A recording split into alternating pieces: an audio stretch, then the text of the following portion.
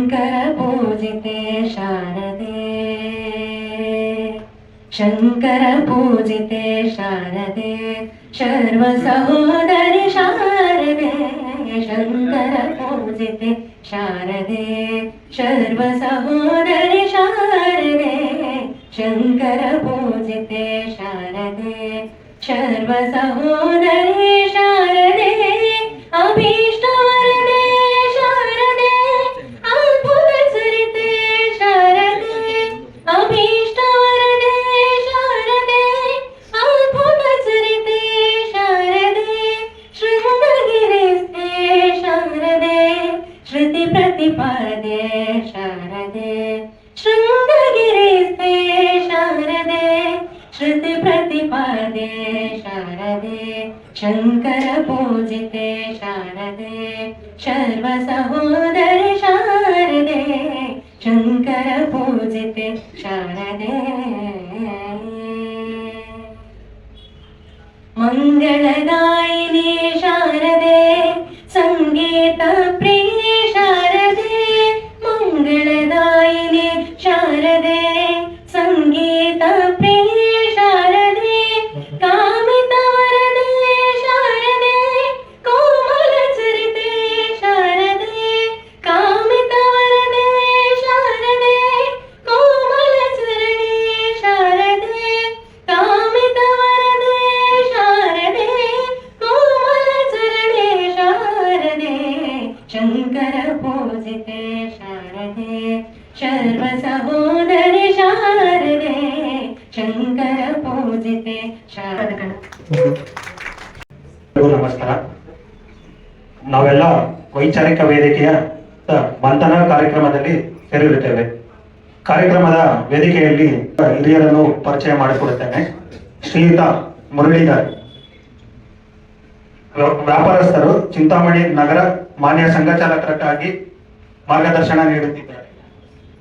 ಹಾಗೂ ಶ್ರೀಯುತ ನಂದೀಶ್ ಅವರವರು, ಮೂಲತಃ ಚಾಮರಾಜನಗರದ ಜಿಲ್ಲೆಯ ರಾಮಾಪುರದವರವರು. ಇಂಜಿನಿಯರಿಂಗ್ ಪದವಿ ನಂತರ 3 ವರ್ಷ ಉದ್ಯೋಗ ಮಾಡಿ ನಂತರ ಉದ್ಯೋಗಕ್ಕೆ ರಾಜೀನಾಮೆ ನೀಡಿ ಪ್ರಚಾರಕರಾಗಿ 18 ವರ್ಷಗಳಿಂದ ಪ್ರಚಾರಕರಾಗಿ ಅನನ್ಯ ಜವಾಬ್ದಾರಿಗಳು ನಿರ್ವಹಿಸುತ್ತಿದ್ದಾರೆ.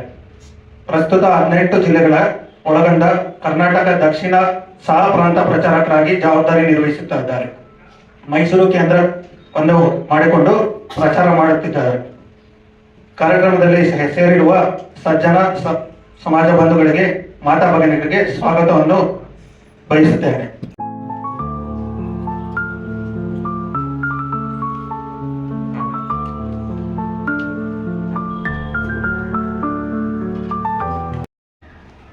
ವೈಚಾರಿಕ ವೇದಿಕೆಯ ಕಾರ್ಯಕ್ರಮಕ್ಕೆ ಆಗಮಿಸಿರುವಂತಹ ವೇದಿಕೆ ಮೇಲಿರುವಂತಹ ಮಾನ್ಯ ಸಂಘ ಚಾಲಕರೇ, ಶ್ರದ್ಧೆಯ ಮಾತಾ ಭಗಿನಿಯರೇ, ಸಜ್ಜನ ಬಂಧುಗಳೇ,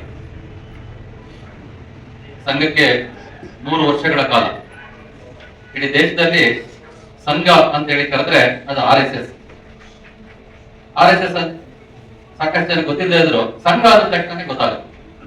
ಆ ರೀತಿ ಒಂದು ವೈಚಾರಿಕ ವಿಷಯವನ್ನು ಇಟ್ಕೊಂಡು 100 ವರ್ಷಗಳ ಕಾಲ ಒಂದು ವಿಚಾರಕ್ಕೋಸ್ಕರ ಕೆಲಸ ಮಾಡ್ತಾ ಬಂದಿರುವಂತಹ ಸಂಘ ಇವತ್ತು 100ನೇ ವರ್ಷದ ಕಾಲಘಟ್ಟದಲ್ಲಿ ಸಂಘ ಪ್ರಾರಂಭ ಯಾವುದೇ ವಿರೋಧದಿಂದಾಗಿ ಪ್ರಾರಂಭ ಆಗಿಲ್ಲ, ಯಾವುದೋ ಪರಿಸ್ಥಿತಿಯಿಂದಾಗಿ ಒಂದು ಪ್ರಾರಂಭ ಆಗಿಲ್ಲ, ಯಾವುದೊಂದು ಸ್ಪರ್ಧೆಯಿಂದಾಗಿ ಸಂಘ ಪ್ರಾರಂಭ ಆಗಿಲ್ಲ, ಯಾರನ್ನ ವಿರೋಧಿಸಲಿಕ್ಕಾಗಿ ಸಂಘ ಪ್ರಾರಂಭ ಆಗಿದೆ, ಯಾರ ವಿರೋಧದಿಂದಾಗಿ ಸಂಘ ಪ್ರಾರಂಭ ಆಗಿಲ್ಲ.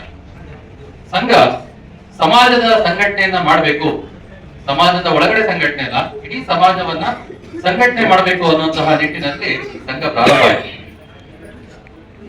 ನಮ್ಮ ದೇಶದ ಇತಿಹಾಸವನ್ನ ಒಮ್ಮೆ ಅವಲೋಕನವನ್ನ ಮಾಡಿ ನೋಡಿದ್ರೆ ಸುಮಾರು 2000 ವರ್ಷಗಳ ಕಾಲ ನಮ್ಮ ದೇಶದ ಮೇಲೆ ದಾಳಿಯಾಗಿದೆ. ಹಲವಾರು ಜನ ಗೂಢರು, ಶಕಳರು, ಶಾಖವಾಹನರು, ಹಲವಾರು ಜನ 2000 ವರ್ಷಗಳಲ್ಲಿ 1000 ವರ್ಷ ಈ ರೀತಿಯಾಗಿ ಬಂದಂತವ್ರು ಶಕರು, ಗುಣರು, ಈ ರೀತಿಯವ್ರನ್ನ ಜೀರ್ಣಿಸ್ಕೊಳ್ಳುವಂತಹ ಕೆಲಸವನ್ನ, ಪ್ರಬಲವಾಗಿ ಅದಕ್ಕೆ ಉತ್ತರವನ್ನ ಕೊಡುವಂತ ಕೆಲಸವನ್ನ ಆವತ್ತಿನ ದಿನ ಇದ್ದಂತಹ ರಾಜ ಮಹಾರಾಜರುಗಳು, ಸಾಮಾನ್ಯ ವ್ಯಕ್ತಿಗಳಿಂದ ಹಿಡಿದು ಆ ರೀತಿಯಾದಂತಹ ರಾಜ ಮಹಾರಾಜರವರೆಗೂ ಸಹ ಸರಿಯಾದ ಉತ್ತರವನ್ನು ಕೊಡುವಂತ ಒಂದು ಪ್ರಯತ್ನವನ್ನ ಮಾಡ್ತಾರೆ. ಒಂದು ವಿಜಯಶಾಲಿಯಾದಂತಹ ಕ್ಷಾತ್ರ ಭಾವದಿಂದ ತುಂಬಿದಂತಹ ಒಂದು ಸಮಾಜ ನಮ್ದಾಗಿದೆ. ಒಂದು 1000 ವರ್ಷಗಳ ಕಾಲ ಒಂದೇ ಸಮಾಜದ ಮೇಲೆ, ಒಂದೇ ದೇಶದ ಮೇಲೆ ಈ ರೀತಿ ನಿರಂತರ ಆಕ್ರಮಣವಾದಾಗ ಯಾವ ರೀತಿಯಾಗಿ ಉತ್ತರ ಕೊಡಬೇಕಾಗಿತ್ತು, ಒಂದು 1000 ವರ್ಷಗಳು ಕೊಟ್ವಿ, ಇನ್ನೊಂದು 1000 ವರ್ಷ ನಮ್ಮನ್ನ ನಾವು ರಕ್ಷಣೆ ಮಾಡ್ಕೊಳ್ಳುವಂತಹ ಒಂದು ಕೆಲಸವನ್ನ ಮಾಡಿದಾಗ ಹಲವಾರು ಸಂಗತಿಗಳನ್ನ ಬದಲಾಯಿಸಿಕೊಳ್ಬೇಕಾಗಿತ್ತು. ಈ ಒಂದು ಸಂದರ್ಭದಲ್ಲಿ ಅಂತಹ ರೀತಿಯಾದಂತಹ ಒಂದು ಆಂದೋಲನಗಳು ಆ ಸಮಯದಲ್ಲಿ ಪ್ರಾರಂಭ ಆಯಿತು. ಅದರಲ್ಲಿ ದೇಶವನ್ನ ರಕ್ಷಣೆ ಮಾಡ್ಲಿಕ್ಕೋಸ್ಕರ, ಸ್ವತಂತ್ರವನ್ನು ಪಡ್ಕೊಳ್ಳೋಕ್ಕೋಸ್ಕರ ಒಂದು ಕ್ರಾಂತಿಕಾರಿ ಆಂದೋಲನ ಪ್ರಾರಂಭ ಆಯಿತು. ನಮಗೆಲ್ಲ ಕ್ರಾಂತಿಕಾರಿಗಳ ಹೆಸರುಗಳು, ಅವರ ಜೀವನ ಹೇಗಿತ್ತು ಅನ್ನುವಂಥದ್ದು ನಮ್ಗೆ ಗೊತ್ತಿದೆ. ಅದೇ ರೀತಿಯಲ್ಲಿ ಕ್ರಾಂತಿಕಾರಿಯಷ್ಟೇ ಇದ್ರೆ ಸಾಕಾಗೋದಿಲ್ಲ ಅಂತ ಒಂದು ಸ್ವಲ್ಪ ಜನ ಯೋಚನೆ ಮಾಡಿ ಸಮಾಜದ ಆವತ್ತಿನ ಸ್ಥಿತಿಯಲ್ಲಿ ಏನೋ ಸಂಗತಿಗಳಿತ್ತು ಅದನ್ನು ಸುಧಾರಣೆ ಮಾಡಬೇಕು ಅನ್ನುವಂಥ ನಿಟ್ಟಿನಲ್ಲೂ ಸಹ ಸಮಾಜದ ಸುಧಾರಣೆ ಮಾಡುವಂತಹ ಕೆಲಸಕ್ಕೋಸ್ಕರ ಒಂದಷ್ಟು ಜನ ಸಮಾಜ ಸುಧಾರಕರು ಅದರ ಸುಧಾರಣೆಯ ಆಂದೋಲನವೂ ಸಹ ಆ ದಿನಗಳಲ್ಲಿ ಪ್ರಾರಂಭ ಆಯಿತು. ಆ ರೀತಿಯಾದಂತಹ ಒಂದು ಮೂವ್ಮೆಂಟ್ ಇಡೀ ದೇಶದಲ್ಲಿ ರಿಫಾರ್ಮರಿ ಮೂವ್ಮೆಂಟ್ ಪ್ರಾರಂಭ ಆಯಿತು. ಅದೇ ರೀತಿ ಕೇವಲ ಇವೆರಡಿದ್ರೆ ಸಾಕಾಗೋದಿಲ್ಲ, ರಾಜಕೀಯ ಶಕ್ತಿನೂ ಸಹ ಇರಬೇಕು ಅಂತೇಳಿ ಆವತ್ತಿನ ದಿನ ಅಲ್ಲಿದ್ದಂತಹ ಪ್ರಮುಖ ಯೋಚನೆ ಮಾಡ್ತಾರೆ. ಹಾಗಾಗಿ ಒಂದು ರಾಜಕೀಯ ಆಂದೋಲನ ಪ್ರಾರಂಭ ಆಯಿತು. ಅದು ಕಾಂಗ್ರೆಸ್, ರಾಷ್ಟ್ರೀಯ ಕಾಂಗ್ರೆಸ್ನ ಮುಖಾಂತರ, ಅವತ್ತಿನ ಕಾಂಗ್ರೆಸ್ನ ಮುಖಾಂತರ ಈ ರಾಜಕೀಯ ಶಕ್ತಿನೂ ಸಹ ಬೇಕು ಅಂತೇಳಿ ಹಲವಾರು ಜನ ಪ್ರಯತ್ನವನ್ನ ಮಾಡಿ ಅದರ ಮುಖಾಂತರನೂ ಸಹ ಒಂದು ಆಂದೋಲನವನ್ನು ಶುರು ಮಾಡಿದ್ರು. ಈ 3 ರೀತಿಯನ್ನು ಸಹ ಯೋಚನೆ ಮಾಡ್ತಾ ಇನ್ನು ಸಮಾಜದಲ್ಲಿ ಇದ್ದಂತಹ ಹಲವಾರು ಪ್ರಮುಖರು, ದಯಾನಂದ ಸರಸ್ವತಿ ಇರ್ಬೋದು, ಸ್ವಾಮಿ ವಿವೇಕಾನಂದ ಇರ್ಬೋದು, ಈ ರೀತಿಯಾದಂತಹ ಸಾಕಷ್ಟು ಜನ ಪ್ರಮುಖರು ನಮ್ಮ ಮೂಲ ಸತ್ವದ ಆಧಾರದಲ್ಲಿ ಈ ರಾಷ್ಟ್ರವನ್ನ ನಿರ್ಮಾಣ ಮಾಡಬೇಕು ಅನ್ನುವಂಥ ನಿಟ್ಟಿನಲ್ಲಿ ಪ್ರಯತ್ನವನ್ನ ಮಾಡ್ತಾರೆ. ಆ ರೀತಿಯಾದಂತಹ go back to the roots ಅಂತಾನೆ ಕರೀತಾರೆ. ಆ ರೀತಿ ಪ್ರಯತ್ನವನ್ನ ಸ್ವಾಮಿ ವಿವೇಕಾನಂದ, ದಯಾನಂದ ಸರಸ್ವತಿ ಅವರು ಪ್ರಯತ್ನವನ್ನು ಮಾಡ್ತಾರೆ. ಸ್ವದೇಶಿ ಆಂದೋಲನ, ಸ್ವದೇಶಿ ಜೀವನ ಶೈಲಿ, ಸ್ವದೇಶಿ ಮೂವ್ಮೆಂಟ್ ಅನ್ನುವಂಥ ಹೆಸರಲ್ಲಿ ಈ ರೀತಿಯಾದಂತಹ ಒಂದು ಪ್ರಯತ್ನವನ್ನ ಸತ್ವದ ಆಧಾರದಲ್ಲಿ ರಾಷ್ಟ್ರ ನಿರ್ಮಾಣ ಆಗ್ಬೇಕು ಅನ್ನುವಂಥ ಪ್ರಯತ್ನವನ್ನ ಈ ಪ್ರಮುಖರುಗಳು ಮಾಡುವಂಥದ್ದು. ಈ ರೀತಿ ಹಲವಾರು ರೀತಿಯಾದಂತಹ ಆಂದೋಲನಗಳು ಸಮಾಜವನ್ನ ಜಾಗೃತಿ ಮಾಡಿಸೋ ಜೊತೆಗೆ ಸಮಾಜವನ್ನು ಸಂಘಟಿತ ಸಮಾಜದ ಮುಖಾಂತರ ನಮ್ಮ ತನವನ್ನ ನಾವು ಮತ್ತೆ ಪುನರ್ಸ್ಥಾಪಿಸಬೇಕು ಅನ್ನುವಂಥ ಯೋಚನೆ ಶುರುವಾಯಿತು. ಸಂಘವನ್ನ ಪ್ರಾರಂಭ ಮಾಡಿದಂತಹ ಪರಮಪೂಜನೀಯ ಡಾಕ್ಟರ್ ಕೇಶವ ಬಲಿರಾಮ್ ಹೆಡ್ಗೇವಾಲ್, ಡಾಕ್ಟರ್ ಜಿ ಅಂತ ಹೇಳಿ ಕರೀತಾರೆ. ನಾಗ್ಪುರದಲ್ಲಿ ಅವರ ಜನನ ಆಯಿತು. ಮುಂದೆ ಕ್ರಾಂತಿಕಾರಿ ಚಟುವಟಿಕೆಗಳು ಏನು ಕೋಲ್ಕತ್ತಾದಲ್ಲಿತ್ತು, ಆ ಕ್ರಾಂತಿಕಾರಿ ಚಟುವಟಿಕೆ ಅವತ್ತಿನ ನಾಗ್ಪುರದಲ್ಲಿದ್ದಂತಹ ಪ್ರಮುಖರು ಇವರನ್ನ ಕೋಲ್ಕತ್ತಾಗೆ ಕಳಿಸ್ಕೊಂಡು ಅಲ್ಲಿ ವಿದ್ಯಾಭ್ಯಾಸದ ಜೊತೆಗೆ MBBS ಪದವಿಯನ್ನು ಸಹ ಪಡ್ಕೊಂಡು ಜೊತೆಗೆ ಕ್ರಾಂತಿಕಾರಿ ಚಟುವಟಿಕೆಗಳನ್ನ ವಿಸ್ತಾರ ಮಾಡುವಂತಹ ನಿಟ್ಟಿನಲ್ಲೂ ಸಹ ಅವರ ಪ್ರಯತ್ನಗಳು ಆಯಿತು. ಕ್ರಾಂತಿಕಾರಿಗಳಿಗೆ ದಕ್ಷಿಣ ಭಾರತ ಪ್ರದೇಶಗಳಲ್ಲಿ ಬರ್ಲಿಕ್ಕೆ ಅಥವಾ ಹೋರಾಟ ಮಾಡ್ಲಿಕ್ಕೆ ಸಹಕಾರವನ್ನು ಸಹ ಕೊಟ್ಟರು. ವಿದ್ಯಾಭ್ಯಾಸ ಮುಗಿದ ನಂತರ ಬರ್ಮಾ ದೇಶದಲ್ಲಿ ಅವರಿಗೆ ಉದ್ಯೋಗದ ಸಹ ಸಿಗುವಂತ ಅವಕಾಶ ಇತ್ತು. ಆದ್ರೆ ಡಾಕ್ಟರ್ ಹೆಡ್ಗೇವಾಲ್ ಇದನ್ನ ನಿರಾಕರಿಸಿದ್ರು. ನನ್ನ ಜೀವನ ಅಂತ ಹೇಳಿದ್ರೆ ಈ ದೇಶಕ್ಕೋಸ್ಕರ ಮುಡುಪಾಗಿಡ್ಬೇಕು ಅಂತ ನಾನು ಯೋಚನೆ ಮಾಡಿದ್ದೀನಿ, ಹಾಗಾಗಿ ಉದ್ಯೋಗ ಆಗ್ಲಿ ಮದುವೆ ಆಗ್ಲಿ ನಾನು ಆಗುದಿಲ್ಲ ಅಂತ ನಿಶ್ಚಯ ಮಾಡಿ ರಾಷ್ಟ್ರ ಕಾರ್ಯದಲ್ಲಿ ತಮ್ಮನ್ನು ತಾವು ಸಮರ್ಪಣೆ ಮಾಡ್ತಾರೆ. ಈ ರೀತಿ ಅವತ್ತಿನ ಸ್ವತಂತ್ರ ಹೋರಾಟದಲ್ಲಿ ಒಂದು ದೊಡ್ಡ ಪಾತ್ರವನ್ನು ವಹಿಸಿದೆ. ಇವತ್ತು ಸಾಕಷ್ಟು ಜನ RSS ಸ್ವತಂತ್ರ ಹೋರಾಟದಲ್ಲಿ ಏನ್ ಪಾತ್ರ ವಹಿಸಿದೆ, ಏನ್ ಕಾಂಟ್ರಿಬ್ಯೂಷನ್ ಕೊಟ್ಟಿದೆ ಅಂತ ಕೇಳ್ತಾರೆ.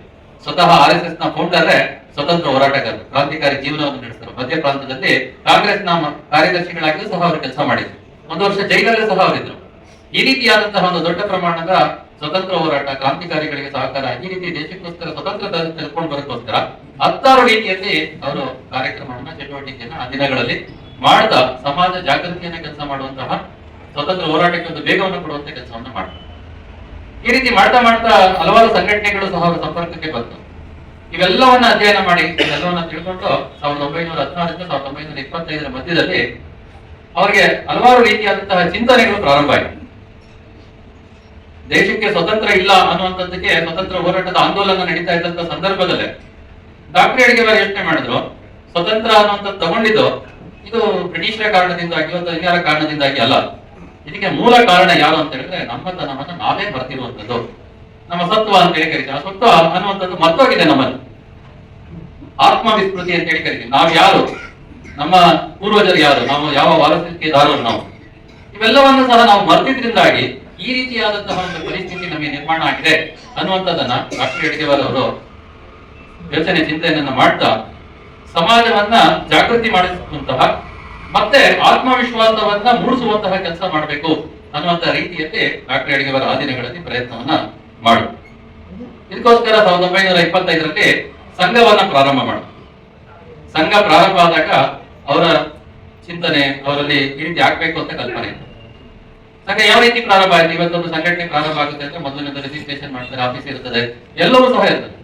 ಆ ದಿನ ಸಂಘ ಪ್ರಾರಂಭ ಆದಾಗ ಡಾಕ್ಟರ್ ಹೇಳಿದವರು ತಮ್ಮ ಮನೆಯಲ್ಲಿ 18 ಜನ ಪ್ರಮುಖರನ್ನು ಸೇರಿಸಿ ಅವರಲ್ಲಿ ಇವತ್ತು ಸಂಘ ಪ್ರಾರಂಭ ಆಗಿದೆ ಅಂತ ಹೇಳಿ. ಸಂಘಕ್ಕೆ ಏನ್ ಹೆಸರು ಇಲ್ಲ, ಏನ್ ಚಟುವಟಿಕೆ ಮಾಡ್ಬೇಕು ಗೊತ್ತಿಲ್ಲ, ಅಂದ್ರೆ ಸಂಘ ಪ್ರಾರಂಭ ಆಗಿದೆ ಅಂತ ಹೇಳಿ. ಹಾಗಾದ್ರೆ ಅವರೆಲ್ಲ ಏನ್ ಮಾಡ್ಬೇಕು ಅಂತ, ನಾಳೆ ಎಲ್ಲರೂ ಮೈದಾನಕ್ಕೆ ಬನ್ನಿ, ಅಲ್ಲಿ ಒಂದಷ್ಟು ಶಾರೀರಿಕ ಚಟುವಟಿಕೆ ಮಾಡೋಣ ಅಂತ ಹೇಳಿ ಡಾಕ್ಟರ್ ಹೇಳಿದವರಲ್ಲಿ ಸ್ಪಷ್ಟ ಆಯ್ತು ಏನ್ ಮಾಡ್ಬೇಕು ಅಂತ. ಉಳಿದವರಲ್ಲಿ ಆ ಸ್ಪಷ್ಟತೆ ಆಗ್ಲೇ ಕೊಟ್ಬಿಟ್ರೆ ಬರುದಿಲ್ಲ ಅನ್ನೋದು ಸಹ ಇತ್ತು. ಹಾಗಾಗಿ ಅದೆಲ್ಲ ಮೈದಾನಕ್ಕೆ ಬಂದಿತ್ತು. ಮರುದಿನ ಮೈದಾನಕ್ಕೆ ಬಂದು ಒಂದಷ್ಟು ಶಾರೀರಿಕ ಚಟುವಟಿಕೆ ನಡೀತು. ಹೀಗೆ ಮಾಡ್ತಾ ಮಾಡ್ತಾ ಒಂದಷ್ಟು ಚಟುವಟಿಕೆ ಇದೆಲ್ಲ ಮಾಡ್ತಾ ಸುಮಾರು ಒಂದು 7-8 ತಿಂಗಳ ನಂತರ ಹೀಗೆ ರಾಷ್ಟ್ರೀಯ ಸ್ವಯಂ ಸೇವಕ ಸಂಘ ಪ್ರಾರಂಭ ಆಗಿ ಒಂದು 8 ತಿಂಗಳ ನಂತರ ಇದಕ್ಕೆ ಸಂಘದ ಹೆಸರು ಬಂತು, ರಾಷ್ಟ್ರೀಯ ಸ್ವಯಂ ಸೇವಕ ಸಂಘ ಅಂತ ಹೇಳಿ ಬಂತು. ಹಿಂದೂ ಸ್ವಯಂ ಸೇವಕ ಸಂಘ ಅಂತ ಇಟ್ಟಿಲ್ಲ, ರಾಷ್ಟ್ರೀಯ ಸ್ವಯಂ ಸೇವಕ ಸಂಘ ಅಂತ ಇಟ್ಟು. ಯಾಕೆ ಇಟ್ಟು ಇದ್ರ ಬಗ್ಗೆ ಚರ್ಚೆ ಮಾಡ್ತಾ ಇದ್ದಾರೆ. ಹಿಂದೂ ಅಂದ್ರೆ ರಾಷ್ಟ್ರೀಯನೇ, ಅದರ ಪ್ರಶ್ನೆನೇ ಇಲ್ಲ.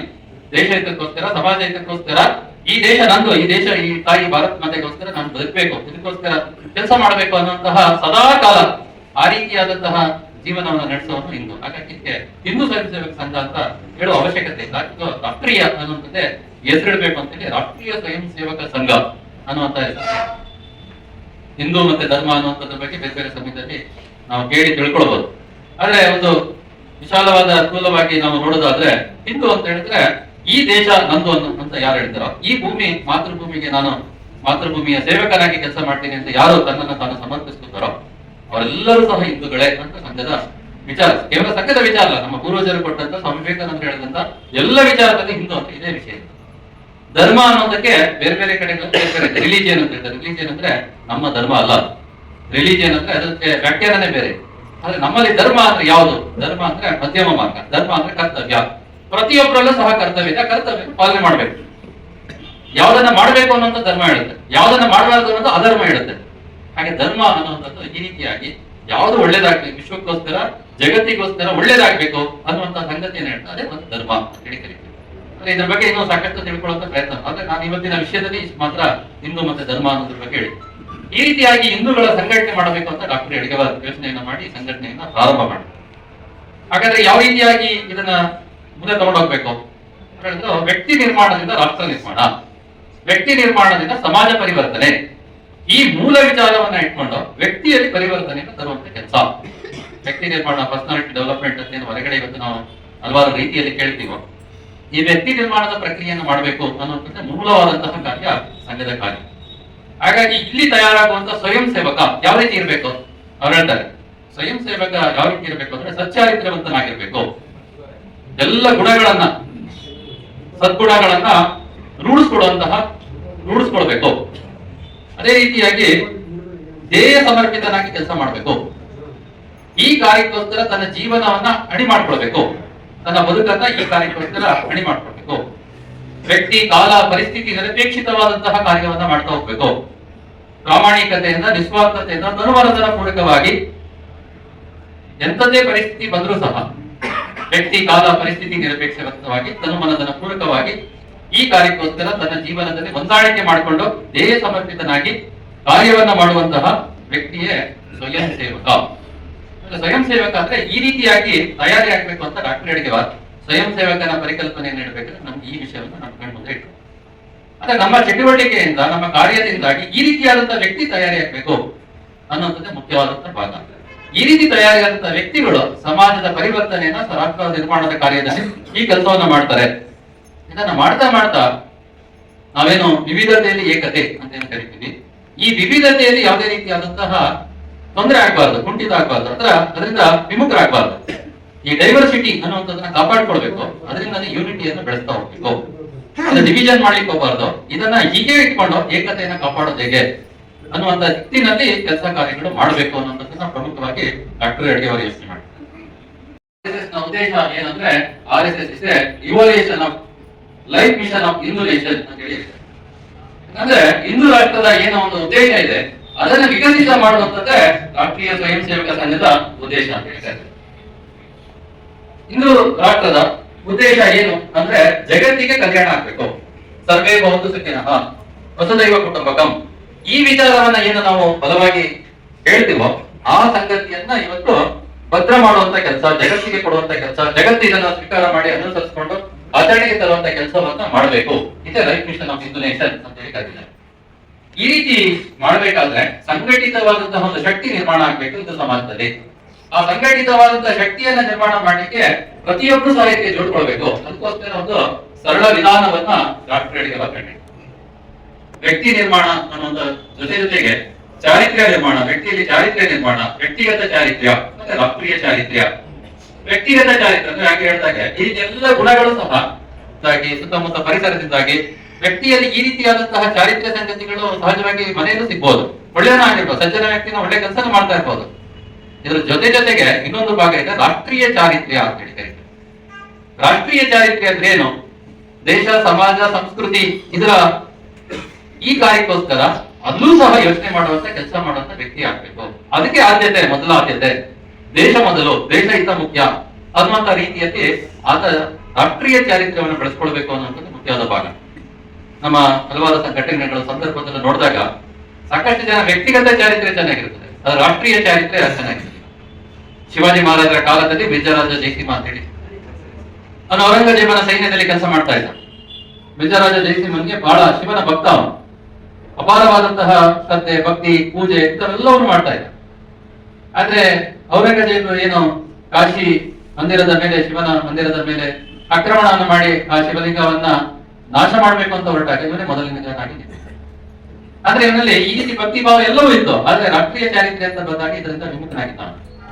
ಸಂಘ ಈ ರೀತಿಯಾಗಿ ಎರಡೂ ಸಂಗತಿಯನ್ನ, ಒಂದು ರಾಷ್ಟ್ರೀಯ ವ್ಯಕ್ತಿಗತ ಚಾರಿತ್ರ್ಯ ಮತ್ತೆ ರಾಷ್ಟ್ರೀಯ ಚಾರಿತ್ರ್ಯ ಅನ್ನುವಂಥದ್ದನ್ನ ಪ್ರತಿಯೊಬ್ಬನಲ್ಲೂ ಸಹ ತರುವಂತಹ ಪ್ರಯತ್ನವನ್ನ ಸಂಘ ಮಾಡ್ತಾ ಇದೆ. ಈ ರೀತಿಯಾದಂತಹ ಸಂಘದ ಒಂದು ಉದ್ದೇಶ ಹಿಂದೂ ಧರ್ಮ, ಹಿಂದೂ ಸಂಸ್ಕೃತಿ, ಹಿಂದೂ ಸಮಾಜ ಇವುಗಳನ್ನ ಸಂರಕ್ಷಿಸಿ ಹಿಂದೂ ರಾಷ್ಟ್ರದ ಸರ್ವಾಂಗೀಣ ಉನ್ನತಿ ಅಂತ ಹೇಳಿ ಕರಿತೀವಿ. ವಸುದೈವ ಕುಟುಂಬಕಂ ಅಂದ್ರೂ ಅದೇ, ವಿಕಸಿತ ಭಾರತ ಅಂತ ಹೇಳಿ ಬೇರೆ ಶಬ್ದದಲ್ಲಿ ಹೇಳಿದ್ರು ಅದೇ, ಸರ್ವೇ ಜನ ಸುಖಿನೋ ಭವಂತು ಅಂತ ಹೇಳಿದ್ರು ಅದೇ, ಪರಮೈಭವನ್ನೇ ತುಮೇಕ ಸ್ವರಾಷ್ಟ್ರಂ ಅಂದ್ರೂ ಅದೇ. ಈ ರೀತಿ ಎಲ್ಲವನ್ನು ಒಳಗೊಂಡಂತಹ ಸಂಗತಿಯನ್ನೇ ಸಂಘ ಮತ್ತೆ ಸಮಾಜ ದೇಶದಲ್ಲಿ ಮರುಸ್ಥಾಪಿಸುತ್ತಾ ಜಗತ್ತಿಗೆ ಒಂದು ಮಾರ್ಗದರ್ಶನ ಮಾಡುವಂತಹ ರೀತಿಯಲ್ಲಿ ಪ್ರಯತ್ನ ಮಾಡಬೇಕು ಅನ್ನೋದೇ ಉದ್ದೇಶ ಇದೆ. ಇದಕ್ಕೋಸ್ಕರ ವ್ಯಕ್ತಿ ನಿರ್ಮಾಣದ ಕಾರ್ಯ ನಿತ್ಯ ನಡೆಯುವಂತ ಒಂದು ಗಂಟೆ ಶಾಖೆ ಅಂತ ಹೇಳ್ತೀವಿ. ಸಾಮಾನ್ಯ ವ್ಯಕ್ತಿನೂ ಸಹ ಇದರಲ್ಲಿ ಬಂದು ಜೋಡಿಸ್ಕೊಳ್ಬಹುದು. ಏನು ಗೊತ್ತಿಲ್ಲ ಅನ್ನುವಂತಹ ವ್ಯಕ್ತಿನೂ ಸಹ ಈ ಚಟುವಟಿಕೆಯಲ್ಲಿ ಭಾಗವಹಿಸ್ತಾ ನಾನು ಅನ್ನೋದ್ರಿಂದ ನಾವು ಅನ್ನುವಂಥದ್ದು ಸೃಷ್ಟಿ ಆಗ್ತಾ ಹೋಗುತ್ತೆ, ತಯಾರಿ ಆಗ್ತಾ ಹೋಗ್ತಾನೆ. ನನ್ಗೋಸ್ಕರ ಬದುಕೋದಿಲ್ಲ, ದೇಶಕ್ಕೋಸ್ಕರ ಬದುಕಬೇಕು ಅನ್ನುವಂತ ರೀತಿಯ ಮಾನಸಿಕತೆ ನಿರ್ಮಾಣ ಆಗುತ್ತೆ. ದೇಶ ಮೊದಲು ಅನ್ನುವಂತಹ ಈ ರೀತಿ ಸಂಗತಿ ನಮ್ಮಲ್ಲಿ ತಯಾರಿ ಆಗ್ತಾ ಹೋಗುತ್ತೆ. ಇವೆಲ್ಲ ನಿತ್ಯ ಶಾಖಾ ಚಟುವಟಿಕೆಯಲ್ಲಿ ಭಾಗವಹಿಸುವ ಮುಖಾಂತರ ಈ ರೀತಿಯಾದಂತಹ ಪರಿವರ್ತನೆ ನಮ್ಮಲ್ಲಿ ತರ್ತಾ ಹೋಗುತ್ತೆ. ಅಂದ್ರೆ ಸಾಮೂಹಿಕ ವ್ಯಕ್ತಿಯ ಸಮಗ್ರ ವಿಕಾಸ ಅಂತ ಹೇಳಿದ್ರೆ ಶಾರೀರಿಕ ವಿಕಾಸ ಆಗ್ಬೇಕು, ಬೌದ್ಧಿಕ ವಿಕಾಸ ಆಗ್ಬೇಕು, ಮಾನಸಿಕ ವಿಕಾಸ ಆಗ್ಬೇಕು. ಇದಕ್ಕೆ ಬೇರೆ ಬೇರೆ ಪ್ರಕ್ರಿಯೆಯಲ್ಲಿ ಮಾಡಬಹುದು, ಸಿಗುತ್ತೆ. ಆದ್ರೆ ಇನ್ನೊಂದು ಬಹಳ ಮುಖ್ಯವಾದಂತಹ ಸಂಗತಿ ಅಂದ್ರೆ ಸಾಮೂಹಿಕ ಪ್ರಕ್ರಿಯೆ ಅಂತ ಹೇಳಿ ಕರೀತೀವಿ. Collective thinking, collective decision, collective implementation ಅಂತ ಹೇಳಿ ಕರೀತಾರೆ. ಅಂದ್ರೆ ಸಾಮೂಹಿಕವಾಗಿ ಯೋಚನೆ ಮಾಡೋದು, ಸಾಮೂಹಿಕವಾಗಿ ನಿರ್ಣಯ ಮಾಡೋದು, ಸಾಮೂಹಿಕವಾಗಿ ಅನುಷ್ಠಾನ ಮಾಡೋದು, ಎಲ್ಲರ ಜೊತೆಗೆ ಹೋಗ್ಬೇಕು, ಎಲ್ಲರನ್ನ ಜೊತೆಗೆ ತೆಗೆದುಕೊಂಡು ಹೋಗ್ಬೇಕು. ಈ ರೀತಿಯಾದಂತಹ ಒಂದು ಮಾನಸಿಕತೆ ಸಂಘದ ಪ್ರತಿಯೊಂದು ಚಟುವಟಿಕೆಯನ್ನು ಸಹ ಇದನ್ನು ಅಳವಡಿಸಿದೆ. ಹೀಗಾಗಿ ಪ್ರತಿಯೊಬ್ಬನು ಸಹ ಇಲ್ಲಿ ಬರ್ತಾ ನಾನು ಅನ್ನೋದು ಕಡಿಮೆ ಆಗಿ ನಾವು ಅಂತ ಜಾಸ್ತಿ ಆಗ್ತಾ ಹೋಗುತ್ತೆ. ಐ ಅನ್ನೋದು ಕಡಿಮೆ ಆಗಿ WE ಅಂತ ಹೇಳಿ ಜಾಸ್ತಿ ಆಗ್ತಾ ಹೋಗುತ್ತೆ. ಈ ಸಂಗತಿ ಸಂಘದ ಮೂಲ ಚಟುವಟಿಕೆಗಳಲ್ಲಿ, ಸಂಘದ ಎಲ್ಲ ಕಾರ್ಯಕ್ರಮದಲ್ಲೂ ಸಹ ಇದನ್ನು ತರುವಂತ ಪ್ರಯತ್ನವನ್ನು ಮಾಡ್ತಾ ಹೋಗ್ತೀವಿ. ಅವನು ವ್ಯಕ್ತಿಗತವಾಗಿ ಹಲವಾರು ರೀತಿಯಾದಂತಹ ಪ್ರತಿಭೆ, ಸಾಮರ್ಥ್ಯ, ಶಕ್ತಿ, ಕೌಶಲ್ಯ ಇವೆಲ್ಲವೂ ಇದ್ದಾಗ ಸಹ ಎಲ್ಲರ ಜೊತೆ ಇರ್ಬೇಕಾದಾಗ ಹೇಗಿರ್ಬೇಕು, ಏನ್ ಮಾಡ್ಬೇಕು, ಹೇಗೆ ಕೆಲಸ ಮಾಡ್ಬೇಕು, ಎಲ್ಲರ ಒಟ್ಟಿಗೆ ಕೆಲಸ ಮಾಡ್ಬೇಕು ಅನ್ನುವಂತ ಸಂಗತಿಯನ್ನ ಸಂಘದ ಈ ಮೂಲ ಕಾರ್ಯದಲ್ಲಿ ಅವನು ಮಾಡ್ತಾ ಹೋಗ್ತಾನೆ. ಈ ದೃಷ್ಟಿಕೋನ ಪ್ರತಿಯೊಬ್ಬ ಸ್ವಯಂ ಸೇವಕಂದು ಸಹ ಈ ರೀತಿ ಭಾಗವಹಿಸೋದ್ರ ಮುಖಾಂತರ ಸಿಗ್ತಾ ಹೋಗುತ್ತೆ.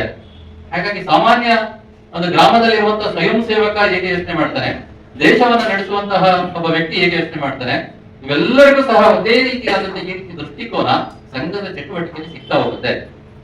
ಈ ರೀತಿ ದೃಷ್ಟಿಕೋನ ಸಂಘದ ಕಾರ್ಯದಲ್ಲಿ ಅವರಿಗೆ ಸಿಗ್ತಾ ಹೋಗುತ್ತೆ. ಸಂಘದ ಚಟುವಟಿಕೆ ಮಾಡ್ತಾ ಈ ರೀತಿಯಾದಂತದನ್ನ ಆತ ಬೆಳೆಸ್ಕೊಳ್ತಾನೆ.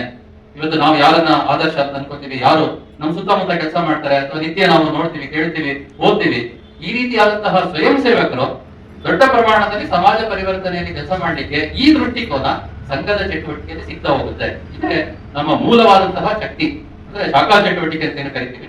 ಇದು ನಮ್ಮ ಒಂದು ಶಕ್ತಿ. ಇದ್ರ ಮುಖಾಂತರ ತಯಾರಿಯಾದಂತಹ ವ್ಯಕ್ತಿ ಈ ರೀತಿಯಾದಂತಹ ಪರಿವರ್ತನೆಯನ್ನು ತರುವಂತ ಕೆಲಸವನ್ನು ಮಾಡ್ತಾ ಹೋಗ್ತಾನೆ.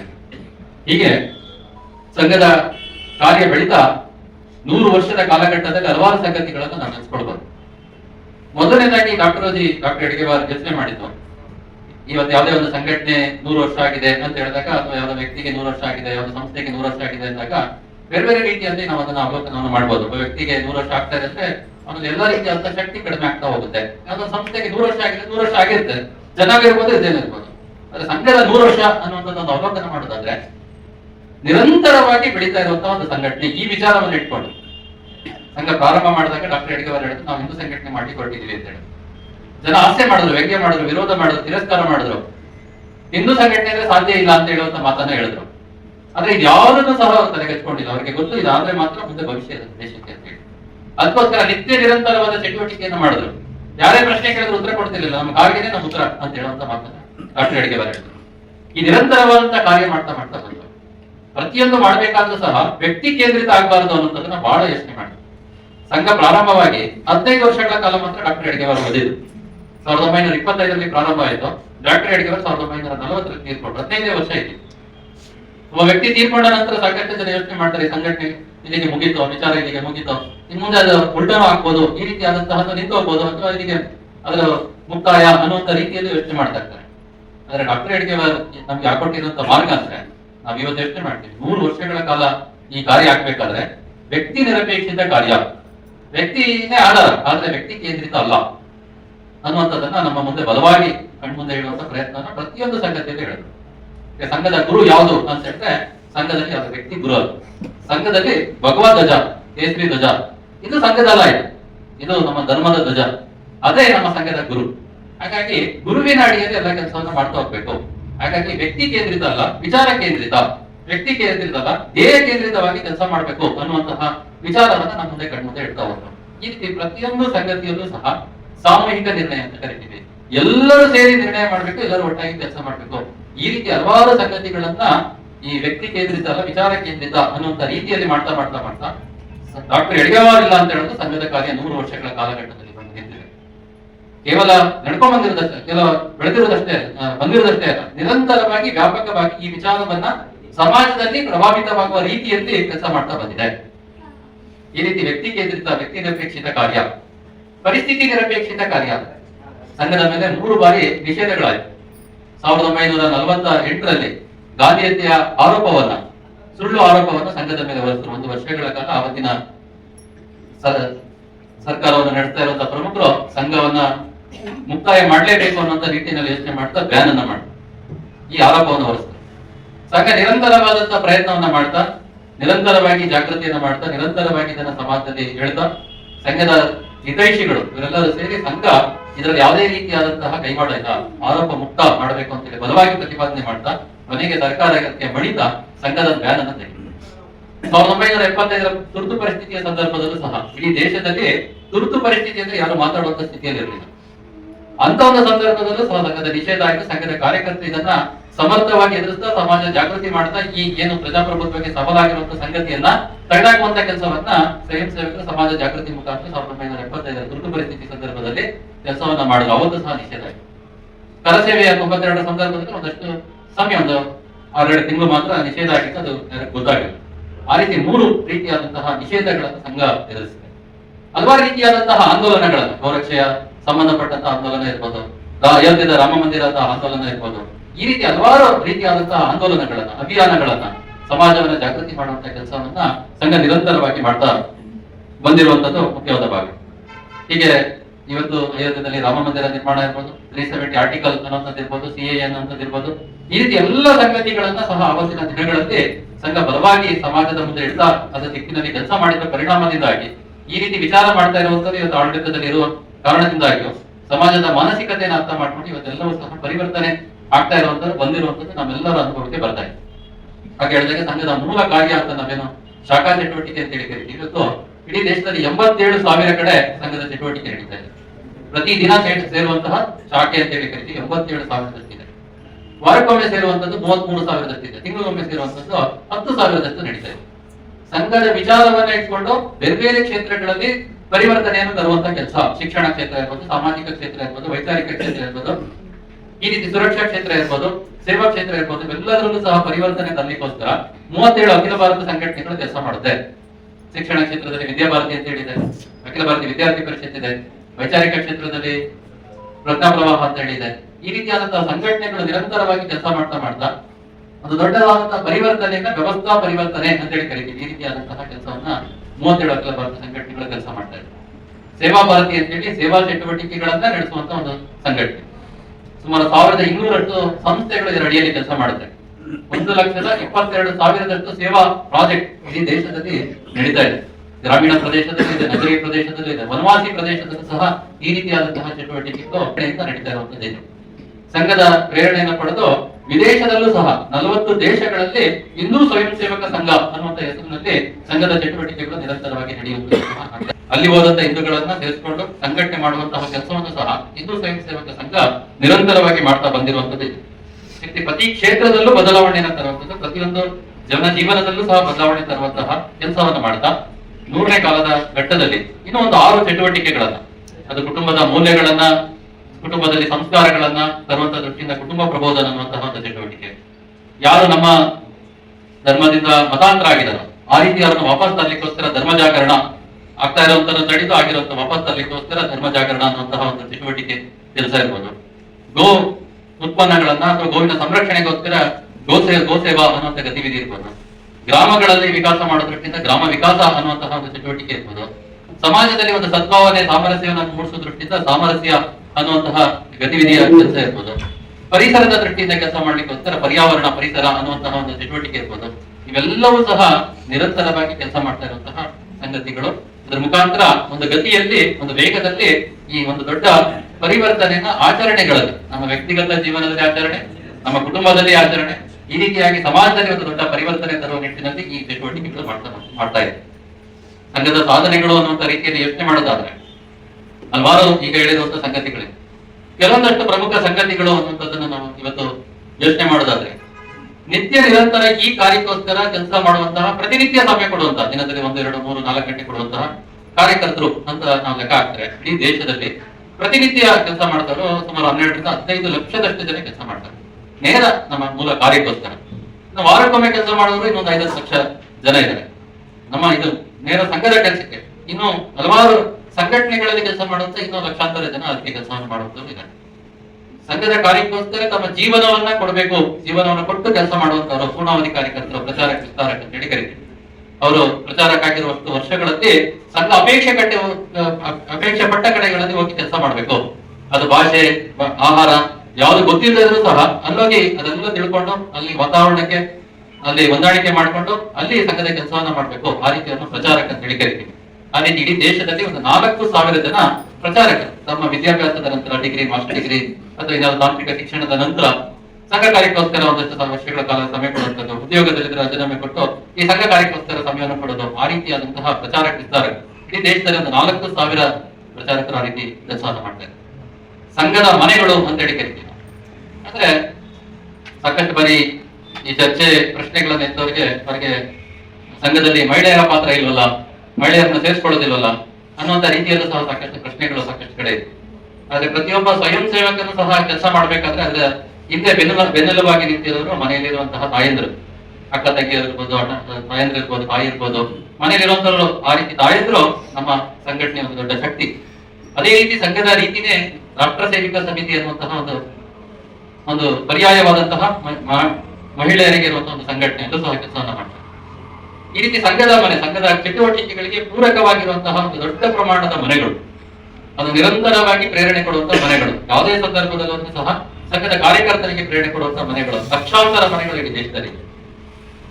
ತುರ್ತು ಪರಿಸ್ಥಿತಿಯ ಸಂದರ್ಭದಲ್ಲಿ ಆವತ್ತಿನ ಯಾವುದು ಸರ್ಕಾರಕ್ಕೆ ಈ RSS ನ ಕಾರ್ಯಕರ್ತರನ್ನು ಹಿಡಿಲಿಕ್ಕೆ ಸಾಧ್ಯ ಆಗ್ತಾ ಇರಲಿಲ್ಲ. ಯಾಕೆ ಅಂತ ಹೇಳಿದ್ರೆ ಮನೆಗಳಲ್ಲಿ ಹೋಗಿ ವಿಚಾರಣೆ ಮಾಡಿದಾಗ ಇವ್ರು ಯಾರು ಅಂತ ಹೇಳಿದ್ರೆ ಮನೆಯವರು ಹೇಳ್ತಾ ಇದ್ರು, ಇವರು ನಮ್ಮ ಅಣ್ಣ ತಮ್ಮ ಅಂತ ಹೇಳ್ಬಿಡೋರು, ಇವ್ರು ನಮ್ಮ ದೊಡ್ಡಪ್ಪ ಚಿಕ್ಕಪ್ಪ ಅಂತ ಹೇಳ್ಬಿಡೋರು, ಇವ್ರು ನಮ್ಮ ಮನೆಯವರೇ ಅಂತ ಹೇಳ್ಬಿಡೋರು. ಅವ್ರಿಗೆ ಗೊತ್ತಾಗ್ತಾ ಇರಲಿಲ್ಲ ಯಾರು ಇವ್ರಿಗೆ ಏನು RSS ನ ಪ್ರಮುಖರ ಇವರು ಏನು ಗೊತ್ತಾಗ್ತಾ ಇರಲಿಲ್ಲ.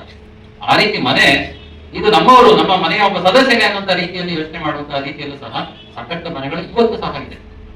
ಯಾಕೆ ಮನೆಗೆ ಬರಲಿಲ್ಲ ಅಂತ ಕೇಳುವಂತಹ ಒಂದು ಅಧಿಕಾರ ಇರುವಂತದ್ದು ಮನೆಗಳಲ್ಲಿ. ಆ ರೀತಿ ಸಂಘದ ಮನೆಗಳು ಇವತ್ತಿದೆ, ಲಕ್ಷಾಂತರ ಮನೆಗಳು ಇದನ್ನ ತಯಾರಿ ಮಾಡಿ.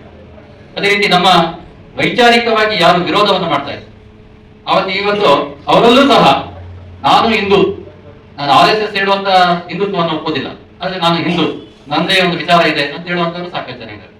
ನನ್ನ ಹೆಸರಲ್ಲಿ ರಾಮ ಇದ್ದಾನೆ ಅನ್ನೋಂತ ಹೇಳುವಂತವ್ರು ಇದ್ದಾರೆ. ಯಾರೆಲ್ಲ ವಿರೋಧ ಮಾಡ್ತಾ ಇದ್ರು ಅಂತವರೆಲ್ಲ ನಮ್ಮ ವೇದಿಕೆಗೆ ಬಂದು ಮಾತಾಡುವಂತವ್ರು ಇದ್ದಾರೆ. ಇವತ್ತು ನಮ್ಮ ಒಬ್ರು ಮೈಸೂರಿನ ಕಾರ್ಯಕರ್ತರಿಗೆ ಫೋನ್ ಮಾಡಿದ್ರು. ಅವ್ರು ಹೇಳಿದ್ರು, ಹುಣಸೂರಿನ ಒಬ್ರು ಪ್ರಮುಖ ಕಾಂಗ್ರೆಸ್ ಮುಖಂಡರ ಮನೆಗೆ ನಮ್ಮ ಈ ಗೃಹ ಸಂಪರ್ಕ ಅಭಿಯಾನ ದೃಷ್ಟಿಯಿಂದ ಕರಪತ್ರ ಕೊಡ್ಲಿಕ್ಕೆ ಹೋದ ತಕ್ಷಣ ನಾನು ಹೇಳ್ತಾ ಇರೋದು ಲೇಟೆಸ್ಟ್ ವಿಷಯ ಈಗ ಮಧ್ಯಾಹ್ನ ಕೇಳಿ ಅವ್ರು ಹೇಳಿದ್ರು, ನೀವು RSS ನವರು ಅಂತ ಹೇಳಿದ ತಕ್ಷಣ ಬನ್ನಿ, ನಾನಂತೂ RSS ವಿರೋಧಿ ಅಲ್ಲ. RSS ಗೆ ನಾನು ಯಾವಾಗ್ಲೂ ಪೂರಕ. ಬೇರೆ ಕಾಂಗ್ರೆಸ್ನವ್ರು ಏನ್ ಬೇಕಾದ್ರೂ ಮಾಡಿ, ನಾನು ಕಾಂಗ್ರೆಸ್ MLA ಆಗಿದ್ರು ಸಹ ನಾನು RSS ಪರ. ನೀವು ನನ್ನ ಹತ್ರ ಬರ್ತಾನೆ ಇಲ್ಲ, ನೀವು ಬರ್ಬೇಕು, ಕೇಳಬೇಕು ಅನ್ನೋಂತ ಮಾತನ್ನ ಹೇಳ್ತಾರೆ. ಆದ್ರೆ ಈ ರೀತಿ ಹಲವಾರು ಜನ ವೈಚಾರಿಕವಾಗಿ ವಿರೋಧ ಮಾಡುವಂತವರು ಸಹ ಸಂಘದ ಕಾರ್ಯವನ್ನು ಒಪ್ಪಿದ್ದಾರೆ. ಸಂಘದ ಕೆಲಸಕ್ಕೆ ಒಂದು ಸಹಕಾರವನ್ನು ಕೊಡುವಂತವ್ರು ಇದ್ದಾರೆ. ಪ್ರಣಬ್ ಮುಖರ್ಜಿ ಅವರು ರಾಷ್ಟ್ರಪತಿಗಳಾಗಿದ್ದರು.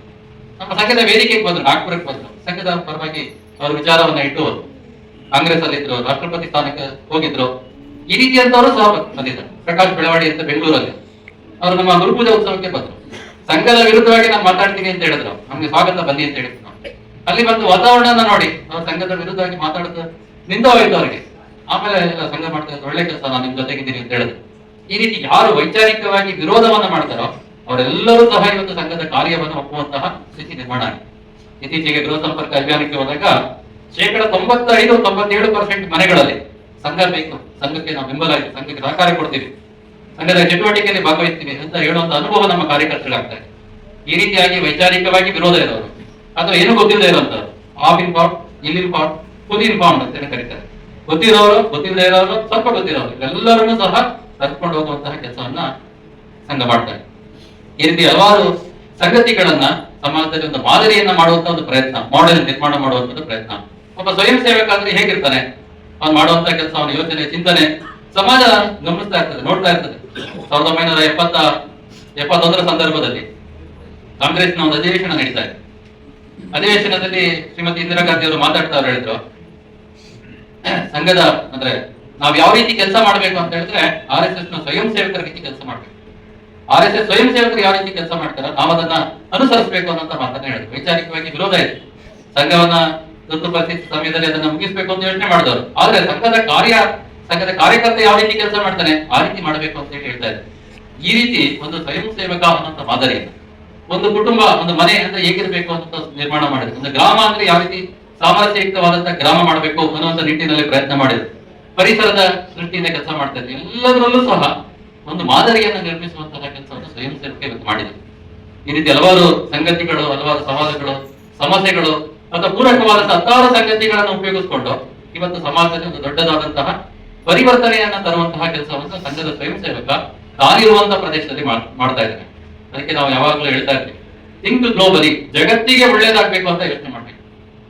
ಇನ್ನೊಂದು ಭಾಗದಲ್ಲಿ ಹೇಳ್ತೀವಿ ಆಕ್ಟ್ ಲೋಕಲಿ ಅಂತ ಹೇಳಿ ಕರಿತೀವಿ. ನಾನಿರುವಂತಹ ಪ್ರದೇಶದಲ್ಲಿ ನಾನು ಕೆಲಸ ಮಾಡ್ಬೇಕು ಅಂತ ಹೇಳ್ತೀವಿ. ಆ ರೀತಿ ಸ್ವಯಂ ಸೇವಕ ತನ್ನ ವ್ಯಕ್ತಿತ್ವ, ಕರ್ತೃತ್ವ, ನೇತೃತ್ವದ ಗುಣಗಳಿಂದಾಗಿ ಇವತ್ತು ಆ ರೀತಿಯಾದಂತಹ ಒಂದು ದೊಡ್ಡ ಪರಿವರ್ತನೆಯನ್ನ, ಬದಲಾವಣೆಯನ್ನು ತರುವಂತಹ ಕೆಲಸವನ್ನ ಮಾಡ್ತಾ ಇದ್ದಾರೆ. ಸಂಘದ ಸ್ವಯಂ ಸೇವಕ ಎಲ್ಲರೂ ಸ್ವಯಂ ಸೇವಕ. ಅದೆಷ್ಟೇ ವರ್ಷ ಕೆಲಸ ಮಾಡ್ತಾರೆ, ಮಧ್ಯದಲ್ಲಿ ಮಾಡ್ಲಿಕ್ಕಾಗಿಲ್ಲ. ಒಂದೇ ಸ್ವಯಂ ಸೇವಕ, ಅಲ್ವೇಸ್ ಸ್ವಯಂ ಸೇವಕ ಅಂತ ಹೇಳಿ ಕರಿತೀವಿ. ಅವನು ಎಷ್ಟೇ ವರ್ಷಗಳಾಗಲಿ, ಅವನು ಬೇರೆ ಬೇರೆ ಕಾರಣದಿಂದಾಗಿ ಇವತ್ತು ಸಕ್ರಿಯ ಆಗದೆ ಇದ್ರೂ ಸಹ ಅವನು ಸ್ವಯಂ ಸೇವಕನೇ. ಈ ರೀತಿಯಾದಂತಹ ಒಂದು ಮನೋಭಾವನೆ ಸ್ವಯಂ ಸೇವಕನಲ್ಲಿ ಇರೋದ್ರಿಂದಾಗಿ ಅವನು ನಿರಂತರವಾಗಿ ಸಹ ಸಂಘದ ಕಾರ್ಯ ಮಾಡ್ತಾ ಇದ್ರು.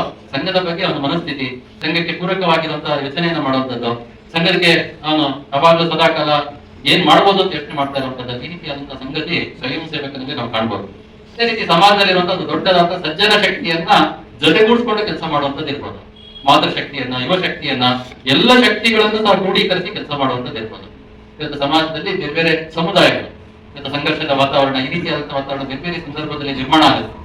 ಆಗ ಅಲ್ಲಿರುವಂತಹ ಸಮುದಾಯದ ಪ್ರಮುಖರುಗಳನ್ನ ಜೋಡಿಸಿ ನಾವೆಲ್ಲ ಈ ಒಂದು ದೊಡ್ಡ ಪರಂಪರೆಯಾಗಿ ಸೇರಿದಂತವ್ರು ಸಾಮರಸ್ಯಯುಕ್ತವಾದಂತಹ ಸದ್ಭಾವನೆಯನ್ನ ಇಟ್ಕೊಂಡು ಕೆಲಸ ಮಾಡಬೇಕು ಅನ್ನುವಂತ ವಾತಾವರಣವನ್ನ ನಿರ್ಮಾಣ ಮಾಡೋದ್ರ ಮುಖಾಂತರ, ಸಂಘರ್ಷವನ್ನ ಕಡಿಮೆ ಮಾಡೋದ್ರ ಮುಖಾಂತರ, ಸಹಕಾರವನ್ನ ಹೆಚ್ಚು ಮಾಡೋದ್ರ ಮುಖಾಂತರವಾಗಿ ಒಂದು ಉತ್ತಮವಾದಂತಹ, ಸಮರ್ಥವಾದಂತಹ ಸಮಾಜವನ್ನ ನಿರ್ಮಾಣ ಮಾಡೋದಕ್ಕೋಸ್ಕರ ಈ ಸದ್ಭಾವ ಕಾರ್ಯ ಅನ್ನುವಂಥದ್ದನ್ನ ನಿರಂತರವಾಗಿ ಮಾಡ್ತಾ ಇರೋದು. ಇದರಿಂದಾಗಿ ಒಂದು ವಾತಾವರಣವನ್ನು ನಿರ್ಮಾಣ ಮಾಡಿರುವಂತಹ ಇಷ್ಟು ಸಂಗತಿಗಳು ಸಂಘದ ಒಂದು ಇವತ್ತಿನ ಕಾಲಘಟ್ಟದಲ್ಲಿ ಒಂದು ಅವಲೋಕನ ಮಾಡಿದಾಗ ನಮಗೆ ಸಿಗ್ತಾ ಇರುವಂತಹ ಸಂಗತಿ. ಈ ರೀತಿಯಾದಂತಹ ಹಲವಾರು ವೈಶಿಷ್ಟ್ಯಗಳನ್ನ ನಮ್ಮ ಕಾರ್ಯ ಪದ್ಧತಿಯಲ್ಲಿ ಸಹ ಜೋಡಿಸ್ಕೊಂಡಿರುತ್ತೆ. ಯಾವುದು ಸಹ ಯಾರೋ ಬರೆದಿಟ್ಟಿದ್ರು ಅದರ ಆಧಾರದಲ್ಲಿ ಸಂಘ ನಡೀತಾ ಇದೆ ಆ ರೀತಿ ಅಲ್ಲ.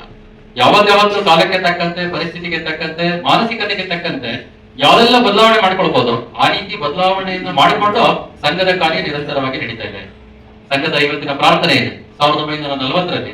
ಈ ಪ್ರಾರ್ಥನೆಯನ್ನೇ ಬದಲಾಯಿಸ್ತೀವಿ ನಾವು. ಸಂಘದಲ್ಲಿ ಗಣವೇಶ ಇದೆ, ಈ ಗಣವೇಶವನ್ನು ಈಗ 5-6 ವರ್ಷದ ಹಿಂದೆ ಬದಲಾವಣೆಯನ್ನು ಮಾಡ್ತೀವಿ ನಾವು. ಈ ರೀತಿ ಎಲ್ಲದರಲ್ಲೂ ಸಹ ಬದಲಾವಣೆಗಳನ್ನ ಮಾಡ್ಲಿಕ್ಕೆ ಅವಕಾಶ ಇದೆ. Changing with A time, mind set, person and situation ಅಂತ ಕರಿತೀವಿ. ಅಂದ್ರೆ ಪರಿಸ್ಥಿತಿಗೆ ತಕ್ಕಂತೆ, ಕಾಲಕ್ಕೆ ತಕ್ಕಂತೆ, ಮಾನಸಿಕತೆಗೆ ತಕ್ಕಂತೆ ಬದಲಾವಣೆಗಳನ್ನ ಮಾಡಿಕೊಡುವಂಥದ್ದು. ಅಂದ್ರೆ ಮೂಲ ವಿಚಾರದಲ್ಲಿ ಹಿಂದುತ್ವ ಅನ್ನೋದ್ರಲ್ಲಿಲ್ಲ, ಹಿಂದೂ ರಾಷ್ಟ್ರ ಅನ್ನೋದ್ರಲ್ಲಿಲ್ಲ, ಹಿಂದೂ ಸಂಘಟನೆ ಮಾಡಬೇಕು ಅನ್ನೋದ್ರಲ್ಲಿಲ್ಲ. ವ್ಯಕ್ತಿ ನಿರ್ಮಾಣ ಮಾಡಬೇಕು, ವ್ಯಕ್ತಿ ನಿರ್ಮಾಣದಿಂದ ರಾಷ್ಟ್ರ ನಿರ್ಮಾಣ, ವ್ಯಕ್ತಿ ನಿರ್ಮಾಣದಿಂದ ಸಮಾಜ ಪರಿವರ್ತನೆ, ಈ ಮೂಲ ವಿಚಾರದಲ್ಲಿ ಯಾವುದೇ ಬದಲಾವಣೆ ಇಲ್ಲ. ಉಳಿದೆಲ್ಲ ಸಂಗತಿಯಲ್ಲೂ ಸಹ ಬದಲಾವಣೆ ಮಾಡಿಕೊಂಡು ಅದರ ಕಡೆಗೆ ಹೆಜ್ಜೆ ಹಾಕುವಂತಹ ಒಂದು ಪ್ರಯತ್ನ ಮಾಡಬೇಕು ಅನ್ನುವಂಥದ್ದನ್ನ ಸಂಘ ಯಾವಾಗಲೂ ಸದಾಕಾಲ ಯೋಚನೆಯನ್ನ ಮಾಡ್ತಾ ಇತ್ತು. ಈ ರೀತಿಯಾಗಿ ಬದಲಾವಣೆಗಳನ್ನ ಮಾಡಿಕೊಂಡು ಇವತ್ತು 100ನೇ ವರ್ಷದ ಕಾಲಘಟ್ಟದಲ್ಲಿ ಸಂಘದ ಕಾರ್ಯ ನಡೀತಾ ಇರುತ್ತದೆ. ಸಮಾಜದಲ್ಲಿ ಒಂದು ಪಾಸಿಟಿವ್ ವೈಬ್ರೇಷನ್ ನಿರ್ಮಾಣ ಮಾಡ್ತಾ ಇರುವಂತದ್ದು. ಸಂಘದ ಕಾರ್ಯ ಅಂದ್ರೆ ಪಾಸಿಟಿವ್. ಪರಿಸ್ಥಿತಿ ಎಂಥದೇ ಪರಿಸ್ಥಿತಿ ಇಡೀ ದೇಶದಲ್ಲಿ ನಮಗೆಲ್ಲ ಅನುಭವ ರೀತಿಯಲ್ಲೇ ಕೊರೋನಾದ ಸಂದರ್ಭ ಕಾಲಘಟ್ಟದಲ್ಲಿ ಇಡೀ ದೇಶದಲ್ಲಿ, ಜಗತ್ತಲ್ಲೇ ಒಂದು ಭಯದ ವಾತಾವರಣ ಇದೆ. ಆದ್ರೆ ಈ ಭಯದ ವಾತಾವರಣದಿಂದ ಜನವನ್ನ ಹೊರಗಡೆ ತರಬೇಕು ಅಂತ ಹೇಳಿ ಒಂದು ಪ್ರಯತ್ನವನ್ನು ಸಂಘದ ಕಾರ್ಯಕರ್ತರು ಯೋಚನೆ ಮಾಡಿದ್ರು. 16 ಪ್ರದೇಶದಲ್ಲಿ ಸೇವಾ ಚಟುವಟಿಕೆಯನ್ನ ಮಾಡಿದ್ರು, 16 ರೀತಿಯಾದಂತಹ ಚಟುವಟಿಕೆಯನ್ನ ಶುರು ಮಾಡಿದ್ರು. ಭಯದ ಮುಕ್ತ ಮಾಡುವಂತಹ ಒಂದು ಪ್ರಯತ್ನವನ್ನ ಆ ಸಂದರ್ಭದಲ್ಲಿ ಮಾಡಿದ್ರು. ಅಂದ್ರೆ ಈ ರೀತಿಯಾದಂತಹ ಪರಿಸ್ಥಿತಿ ನಿರ್ಮಾಣ ಆದಾಗ ಹೇಗೆ ಅದಕ್ಕೆ ಉತ್ತರವನ್ನು ಕೊಡಬೇಕು, ಯಾವ ಮಾರ್ಗವನ್ನ ಅನುಸರಿಸಬೇಕು, ಈ ರೀತಿಯಾದಂತಹ ಪ್ರಯತ್ನವನ್ನ ನಿರಂತರವಾಗಿ ಸಂಘದ ಕಾರ್ಯಕರ್ತ ಮಾಡ್ತಾ ಬರ್ತಾರೆ. ಒಂದು ದೂರದೃಷ್ಟಿ ಇರುವಂತಹ ವಿಜನರಿ ಲೀಡರ್ಶಿಪ್ ಅಂತ ಹೇಳಿ ಕರಿತೀವಿ. ಅದು ಸಹ ಸಂಘದಲ್ಲಿ ನಮಗೆ ನಿರಂತರವಾಗಿ ಸಿಗ್ತಾ ಇರುವಂತದ್ದು. ಹಾಗೆ ಹೇಳಿದಾಗೆ ಡಾಕ್ಟರ್ ಅಡಿಗೆವರು 15 ವರ್ಷಗಳ ಕಾಲ ಸಂಘ ಶುರು ಮಾಡಿ ಬದುಕಿದ್ರು. ಅದಾದ ನಂತರ ಮಾಧವ ಸದಾಶಿವರ ಬಳುವಂತ ಗುರುಜಿ ಅಂತ ಹೇಳಿ 33 ವರ್ಷಗಳ ಕಾಲ ಇಡೀ ಸಂಘಟನೆಗೆ ನೇತೃತ್ವವನ್ನು ಕೊಟ್ಟರು. ಗಾಂಧಿಯಂತೆ ಹಾಗೆ ಹೇಳಿದಾಗೆ ಆರೋಪವನ್ನು ಬಂತು. ಸತ್ಯ ಒಂದೇ ಸತಿ ರಿವೋಲ್ಟ್ ಆಗ್ಬಿಡ್ಬೋದಿತ್ತು ಇಡೀ ಸಂಘಟನೆ.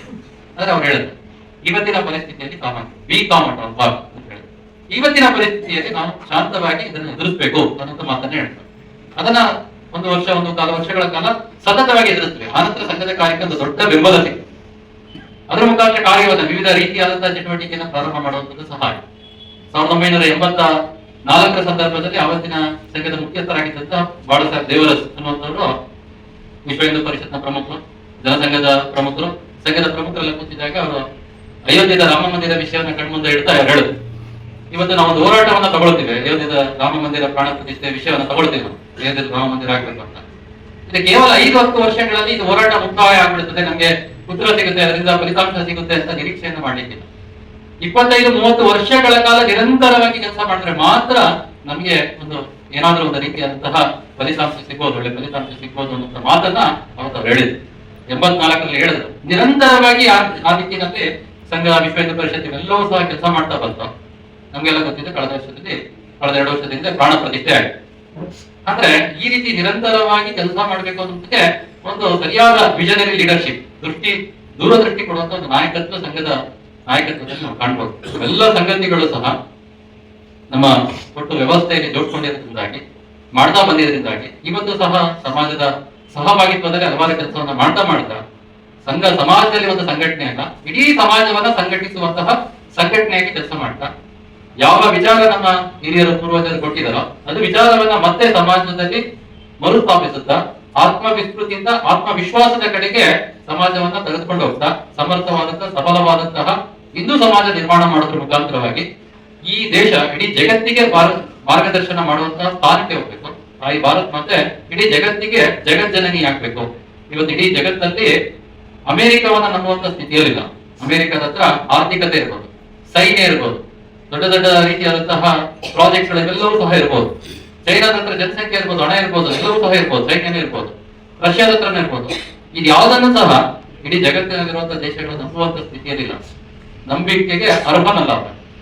ಜಗತ್ತ ಎಲ್ಲ ಸಮಸ್ಯೆಗಳಿಗೂ ಎಲ್ಲದಕ್ಕೂ ಸಹ ಸವಾಲುಗಳಿಗೂ ಉತ್ತರಕ್ಕೂ ಭಾರತವನ್ನ ನೋಡುತ್ತೆ. ಭಾರತ ಏನ್ ಯೋಚನೆ ಮಾಡುತ್ತೆ, ಭಾರತ ಏನ್ ಉತ್ತರ ಕೊಡುತ್ತೆ, ಏನ್ ಪರಿಹಾರ ಕೊಡುತ್ತೆ ಅನ್ನೋ ದಿಕ್ಕಿನಲ್ಲಿ ಭಾರತದ ಕಡೆ ಕೈ ಜೋಡಿಸಿ ಹೋಗ್ಬೇಕು ಅಂತ ಇಡೀ ಜಗತ್ತು ಯೋಚನೆ ಮಾಡ್ತಾ ಇದೆ. ಆ ರೀತಿಯಾಗಿ ಭಾರತ ಆಸ್ಥಾನಕ್ಕೆ ಹೋಗ್ಬೇಕಾದ್ರೆ ಸಮಾಜ ಆ ರೀತಿಯಾದಂತಹ ಸಂಘಟಿತವಾದಂತಹ ಸಮಾಜ, ಸಬಲವಾದಂತಹ ಸಮಾಜ ಆಗ್ಬೇಕು. ಆ ರೀತಿ ಆಗ್ಬೇಕಾದ್ರೆ ಪ್ರತಿಯೊಬ್ಬರೂ ಸಹ ಆ ರೀತಿಯ ದಿಕ್ಕಿನಲ್ಲಿ ಕೆಲಸ ಮಾಡುವಂತ ವ್ಯಕ್ತಿಗಳಾಗಿ ತಯಾರಿ ಆಗ್ಬೇಕು. ಇದನ್ನ ಸಂಘ ನಿರಂತರವಾಗಿ ಜಾಗೃತಿ ಮಾಡುತ್ತಾ ಇವತ್ತು 100ನೇ ವರ್ಷದ ಕಾಲಘಟ್ಟದಲ್ಲಿ ಇದನ್ನ ವ್ಯಾಪಕಗೊಳಿಸುವಂತ ಒಂದು ಪ್ರಯತ್ನವನ್ನ ಮಾಡ್ತಾ ಸಮಾಜದ ಮಾನಸಿಕತೆಯನ್ನು ಸಹ ಆ ರೀತಿಯಾಗಿ ತರುವಂತ ಒಂದು ಪ್ರಯತ್ನವನ್ನ ಮಾಡ್ತಾ ಹೆಜ್ಜೆಯನ್ನ ಹಾಕ್ತಾರೆ. ಇಲ್ಲಿಗೆ ನನ್ನ ಮಾತನ್ನ ಮುಗಿಸ್ತೇನೆ. ನಮಗೆ ಯಾರಿಗಾದ್ರೂ ಈಗ ಹೇಳಿರುವಂತ ವಿಷಯದ ಬಗ್ಗೆ ಅಥವಾ ನಾವು ಪತ್ರಿಕೆಯಲ್ಲಿ ನೋಡಿದ್ದೀವಿ, ಕೇಳಿದ್ದೀವಿ, ಓದಿದ್ದೀವಿ, ಆ ರೀತಿಯಾದಂತಹ ವಿಷಯದ ಬಗ್ಗೆ ನಮ್ಗೆ ಏನಾದ್ರು ಸಂಘದ ಬಗ್ಗೆ ಇದ್ರೆ ಪ್ರಶ್ನೆಗಳನ್ನು ಕೇಳಲಿಕ್ಕೆ ಅವಕಾಶ.